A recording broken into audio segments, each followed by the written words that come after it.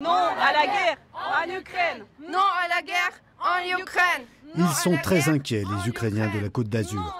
Ils étaient une trentaine à manifester devant l'hôtel Negresco pour témoigner de leur solidarité envers leurs compatriotes. Mes parents sont dans la région de Lugansk en ce moment, ce qu'on appelle la zone grise. C'est à côté de la ligne de front.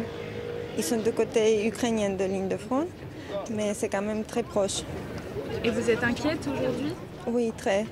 Surtout que dernièrement, ça s'est beaucoup intensifié dans le Donbass. Michel est marié à une Ukrainienne. Sa femme et ses filles sont en sécurité sur la Côte d'Azur. Ce n'est pas le cas de ses beaux-parents, restés au pays. Je ne confonds pas un peuple et son président. Et actuellement, les Russes ont à leur tête un monsieur qui est nostalgique d'un empire et qui, à ce titre-là, veut faire du mal à un peuple qui n'a rien demandé, qui aspire juste à une chose, à la démocratie. À Villeneuve-Loubet, les ressortissants russes s'expriment avec beaucoup de retenue sur l'attitude du président Poutine. Approuver, désapprouver, c'est difficile à dire. Parce que moi, je pense qu'on n'aura pas de guerre. C'est juste, chacun fait un peu de jouer des muscles, comme on dit, mais je ne pense pas qu'on aura de guerre.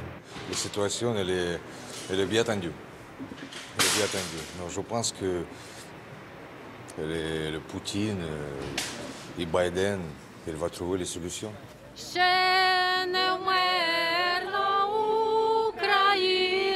La solution pour les Ukrainiens de la Riviera, c'est d'interpeller l'opinion publique et de chanter l'hymne national, ultime rempart pour tenter d'éloigner la menace d'une guerre.